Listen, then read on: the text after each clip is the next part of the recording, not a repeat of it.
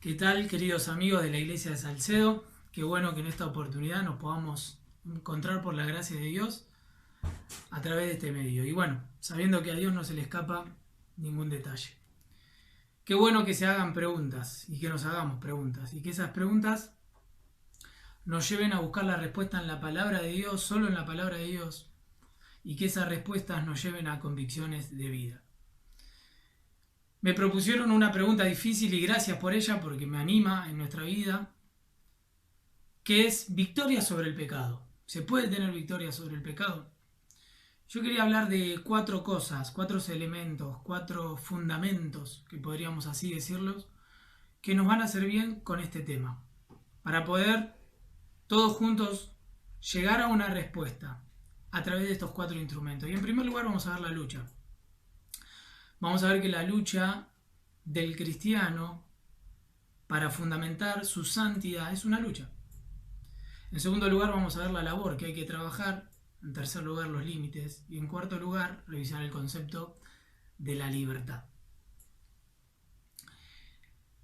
Así que este tema, victoria sobre el pecado. Antes de la caída el hombre era capaz de pecar y capaz de no pecar. Después de la caída, el hombre fue capaz de pecar, pero incapaz ya no de pecar. Dentro de la gracia de Dios, el hombre es capaz de pecar y capaz de no pecar. Y en el cielo, en el estado eterno, el hombre es capaz de no pecar e incapaz de pecar. Es un poco el trabalengua, pero esto es lo que generó la caída. El hombre fue generado por Dios, degenerado por el pecado, y cuando el hombre se convierte es regenerado del pecado. El que ha sido librado de la esclavitud del pecado ha sido justificado y está en un proceso de santificación. Querido amigo, si vos tenés a Cristo en tu corazón, vos, yo, que somos hijos de Dios, nos dio esa potestad de ser hechos hijos de Dios, estamos en un proceso de santificación. La santificación, como nos hacen estudiar y como entendemos en la palabra de Dios, es un proceso. En primer lugar está la santidad inicial, la santidad posicional. Cuando alguien acepta a Cristo, es santo. Dios lo declara santo, lo ve como santo, lo aparta con un propósito, la santidad inicial. Pero en segundo lugar está la santidad progresiva, que es la que más tiene con este tema y con esta respuesta. Por eso explico esto. ¿Cuál es la santidad progresiva? Es la de toda nuestra vida, buscar esa santidad en progreso. Pero en tercer lugar, la santidad del porvenir. No la posicional, no la progresiva, sino la del porvenir. O la final, como dicen algunos, que será en el cielo. ¿Cuándo qué? Cuando el hombre sea capaz de no pecar e incapaz de pecar. El Señor antes de ir a la cruz le dice a Pedro, Pedro, he rogado por ti para que tu fe no falte y una vez vuelto confirma los tuyos. Y Pedro ahí con ese énfasis le tiene que decir, Señor, antes de que iré contigo hasta la muerte, perdón. Y el Señor le tiene que decir, antes que el gallo cante, Pedro, me vas a negar 3 veces. Pedro creía que podía resistir la tentación con sus propias fuerzas. Y esta es la clave. Ahora vamos a estudiar, a hacer una introducción breve en la doctrina o en el estudio de la santificación. ¿Qué es la santificación? Me preguntaba. Bueno, una frase cortita que nos puede ayudar a entender, ¿sí? La anotaba con mis palabras. La santidad no significa incapacidad de pecar, que ahora soy incapaz de pecar, pero sí la habilidad de elegir no pecar. Vamos de vuelta, la santidad no es la incapacidad de pecar, sino la capacidad de elegir no pecar. Esto es una obra que hace Dios en el creyente, restaurando la imagen de Dios en nosotros cual fue perdida en la caída, y también nos capacita en contra del pecado que mora en nosotros, desarrollando virtudes de la nueva vida en Cristo. Un hombre cuando se convierte, el pecado deja de ser su rey, pero no deja de ser su enemigo. Y es muy distinto tener al pecado como rey que enemigo. El cristiano, el Hijo de Dios, que ya es regenerado por la sangre de Cristo y es Hijo de Dios, tiene como enemigo al pecado, pero ya no debería ser su rey. Él quiere la demanda, el pecado quiere la demanda, demanda ser obedecido, estar en el trono. Por eso Pablo dice ahí en Romanos, no permitas que el pecado reine.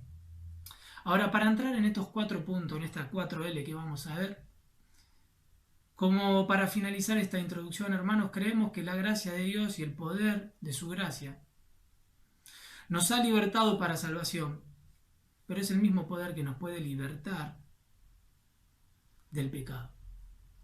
Ahora, muchas veces nosotros creemos en ese poder para ser salvos, pero no para la santificación. Y este es un grave error. El mismo poder de la gracia de Dios que nos salva es el que nos quiere libertar del pecado. Por eso, para empezar a responder esta pregunta, ¿se puede tener victoria en el pecado? ¿Cómo se puede tener victoria en el pecado? Vamos a ver 4 fundamentos. Y en primer lugar, ver la lucha. Quisiéramos batallar menos y tener más victoria. Pero la Biblia nos habla que la vida cristiana es una lucha. Vamos a leer Romanos 8:12, que va a ser el pasaje central, y de esto vamos a sacar estos 4 puntos. Romanos 8:12. Así que, hermanos, dice Pablo, deudores somos, no a la carne, para que vivamos conforme a la carne. Porque si vivís conforme a la carne, moriréis. Y acá no está hablando de que perdemos la vida eterna o la salvación. Habla de qué? De morir para que vivamos conforme a la carne, porque si vivís conforme a la carne, moriréis. Mas si por el Espíritu hacéis morir las obras de la carne, viviréis. Porque todos los que son guiados por el Espíritu, versículo 14 del capítulo 8, porque todos los que son guiados por el Espíritu de Dios, estos son hijos de Dios. Y en primer lugar, ver la lucha. Y como decíamos, queremos luchar menos, pero tener más victoria.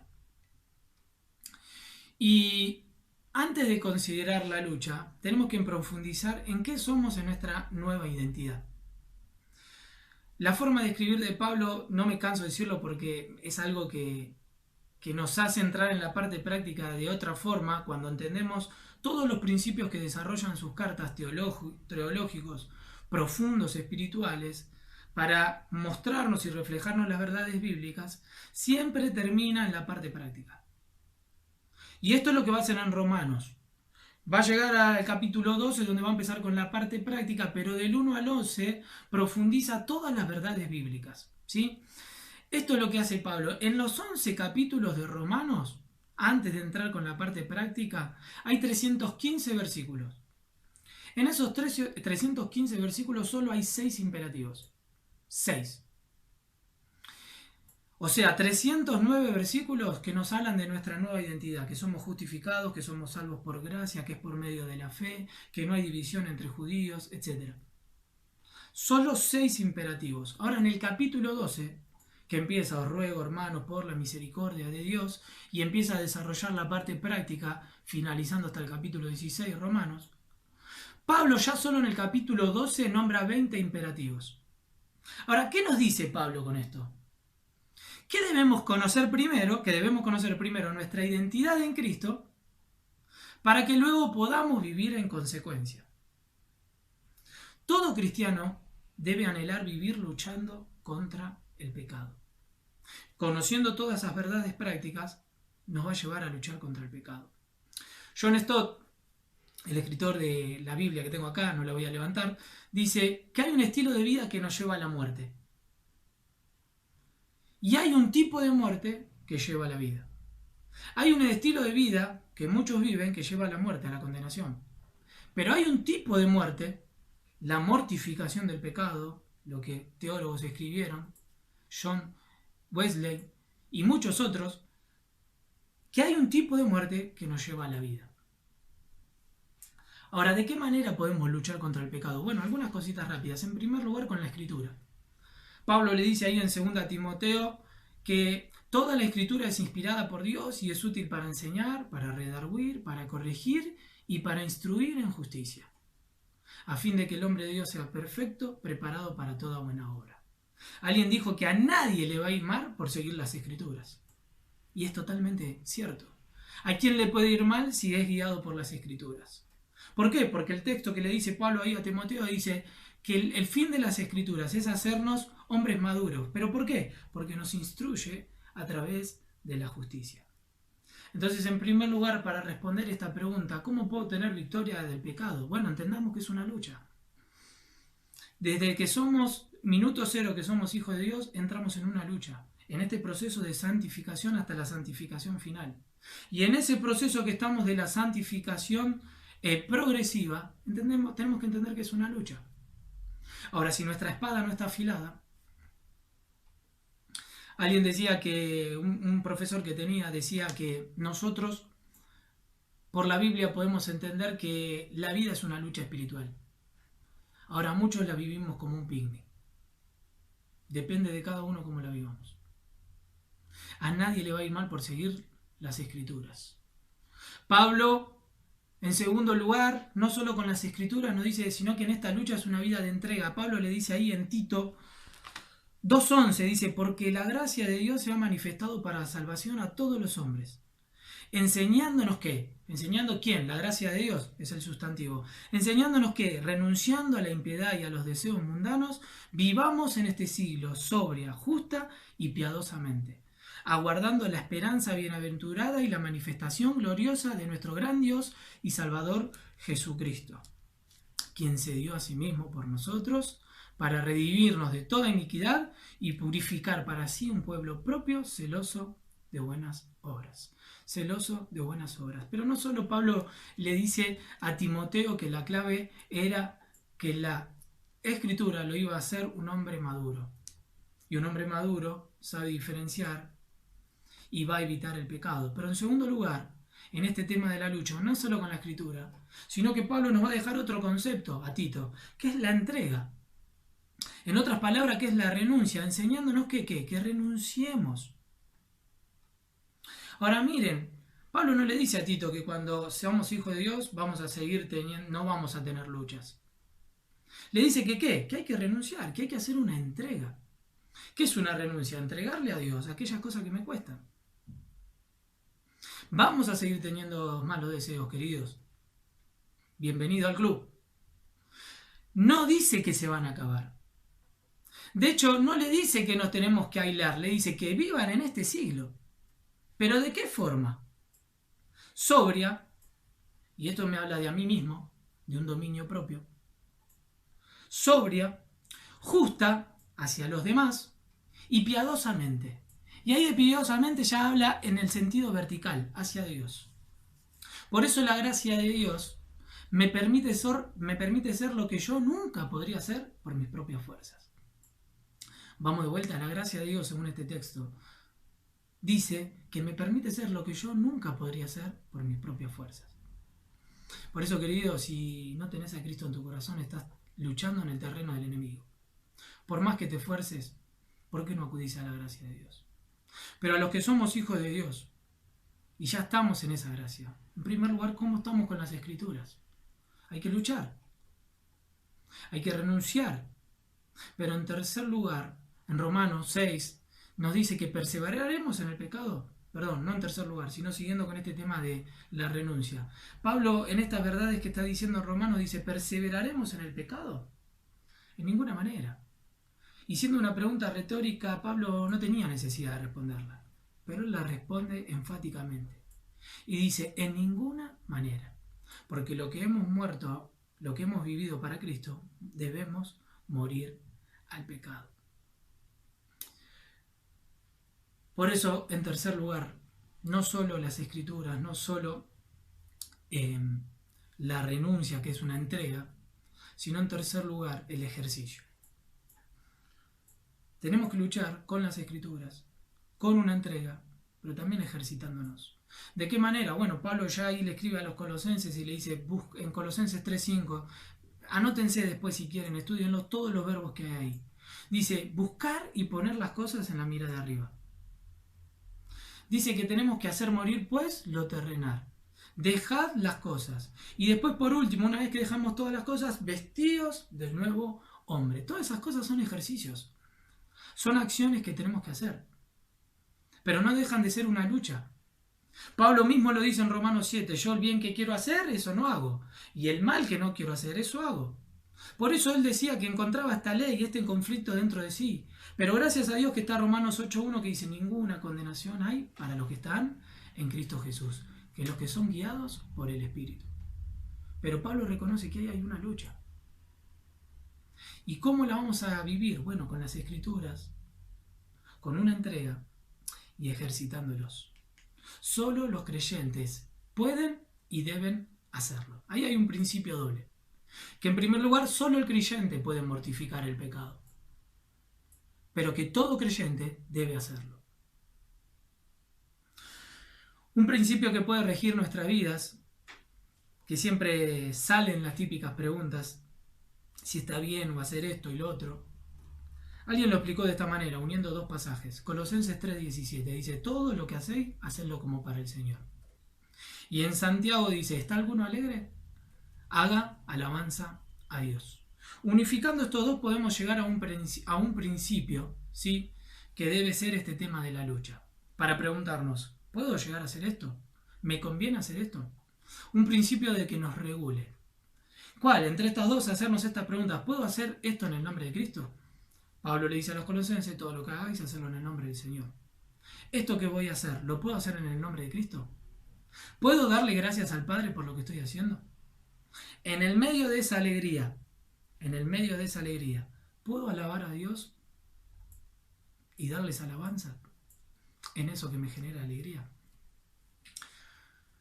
John Owen, este escritor que decía puritano del siglo XVII, que escribió este libro, La mortificación del pecado, dice, el pecado nunca está menos quieto que cuando parece estar más quieto. Y sus aguas son más profundas cuando parecen estar mansas. Por eso antes de pasar al segundo punto, ojo, no te relajes. No bajes la guardia. No bajemos la guardia. ¿Por qué? Porque cuando las aguas parecen que están mansas, más profundas están. Y cuando parece que el pecado está quieto, es cuando más está en movimiento. Por eso en primer lugar ver la lucha, pero en segundo lugar ver la labor. La labor que cada creyente tiene que hacer, porque no solo es una lucha, sino que hay que trabajar. ¿Diligentemente en qué? Bueno, en primer lugar en fortalecer nuestra fe. Richard Baxter dice, fortalecer la fe es fortalecerlo todo. Es la carencia de esto, de fortalecer la fe, los que nos hacen mundanos. Si rastreamos todos nuestros pecados y tiramos de la soga, siempre vamos a llegar al mismo lugar, a nuestra incredulidad. Primera Juan 5:4 dice, la fe vence al mundo. Ahora, ¿cómo puedo no ser seducido por el mundo? Fortaleciendo mi fe. Pablo dice que la fe es un escudo que puede apagar todos los dardos del enemigo. Y ahí la palabra escudo, tendríamos que tener tiempo para explicarlo, pero era una puerta que usaban los escudos, los romanos. Mejoraron los escudos anteriores. Dice, son escudos que pueden resistir los dardos del enemigo. Es una lucha, es una labor. Pero ¿cómo puedo trabajar? Bueno, en primer lugar, fortaleciendo tu fe. La fe es lo que nos lleva a ver el pecado como Dios lo ve. Pero Satanás quiere introducir la duda, como siempre la va a introducir y como la introdujo en el inicio con Eva, yendo en contra de su palabra, yendo en contra de la voluntad de Dios para que caigamos.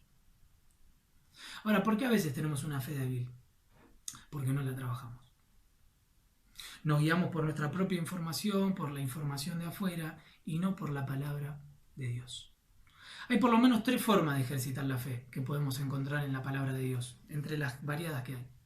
En primer lugar, ¿cómo puedo fortalecer mi fe? Otra pregunta que nos podemos hacer es, cumpliendo un deber que no nos parece agradable.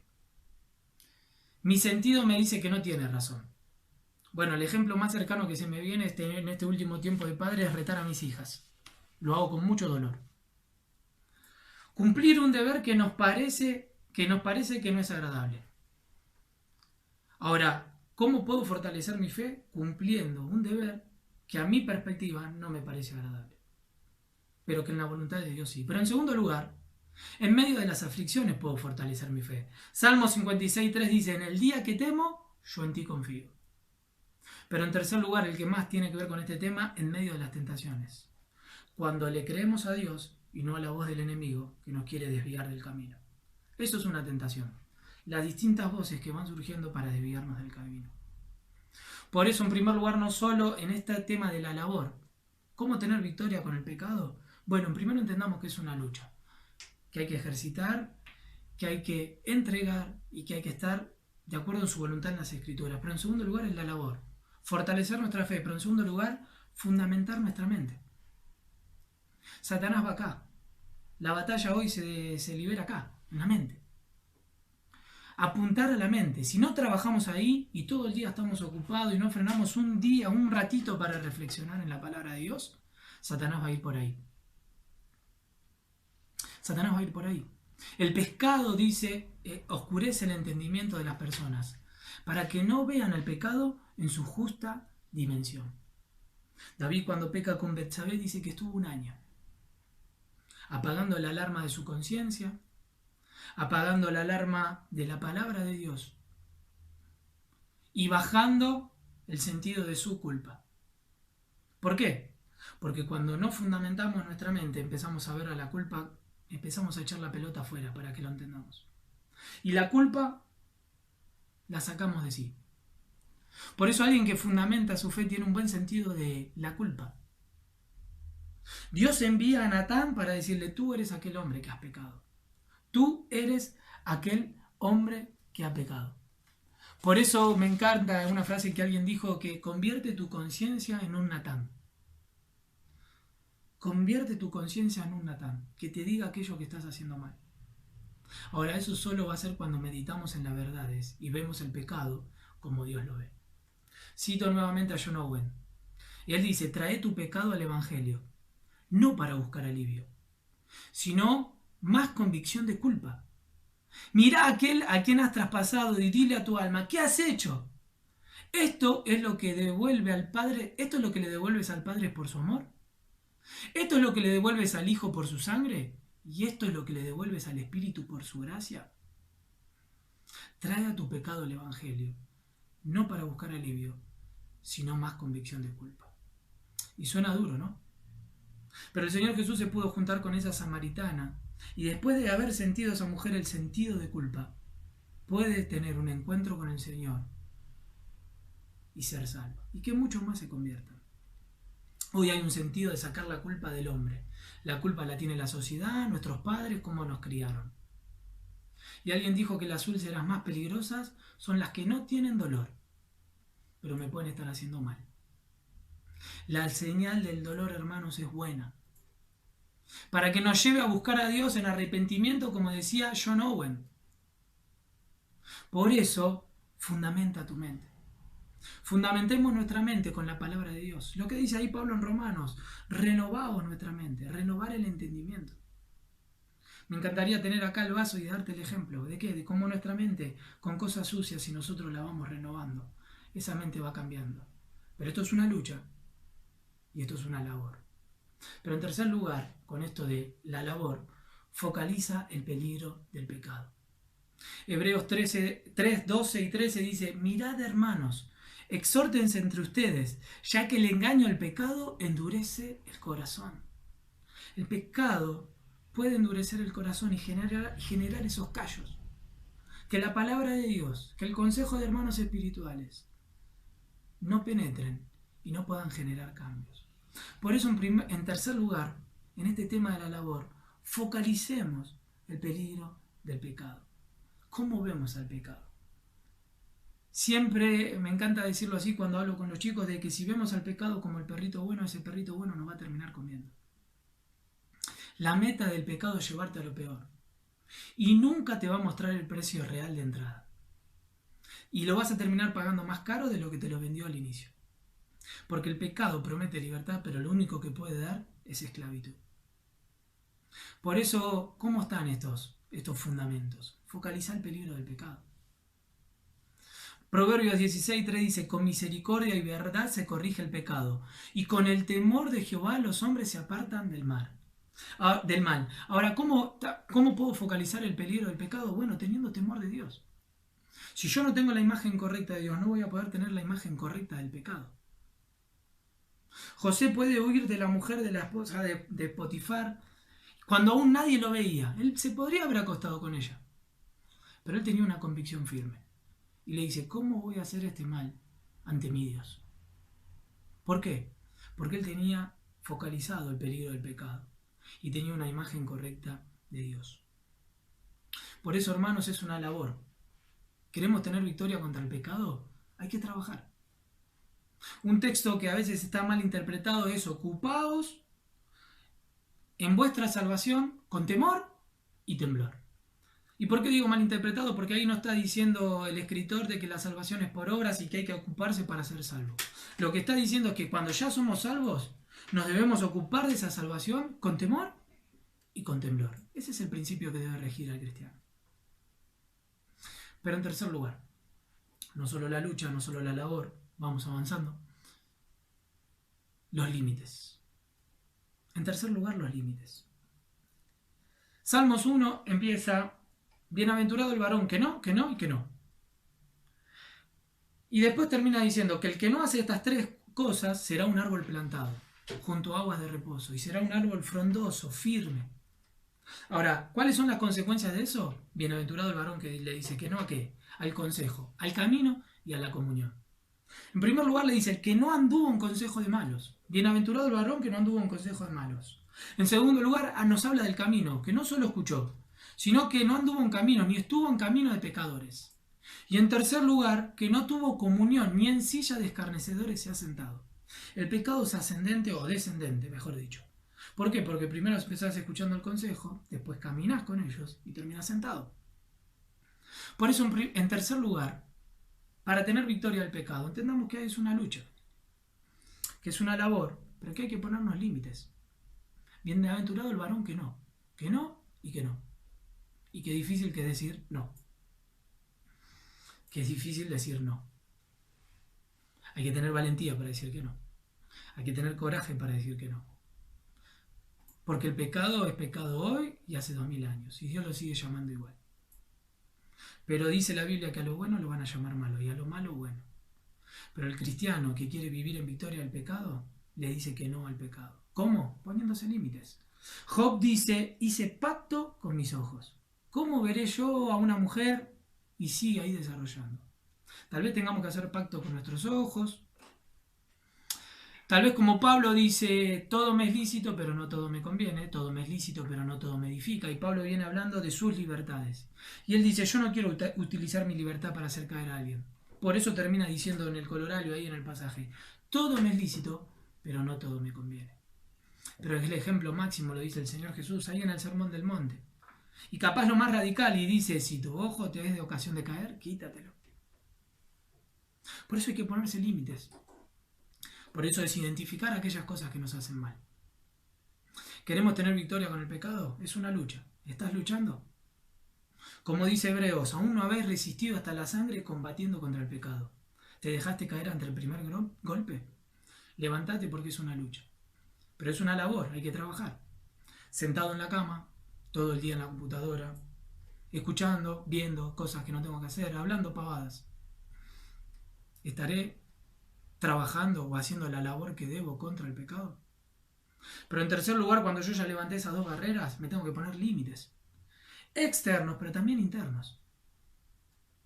La lucha y la labor es constante en esta santidad progresiva en el cristiano. Por eso los límites es una buena herramienta, pero en último lugar, en cuarto y último lugar, hablar el concepto de la libertad. El incrédulo se siente molesto por la ley y ama su pecado.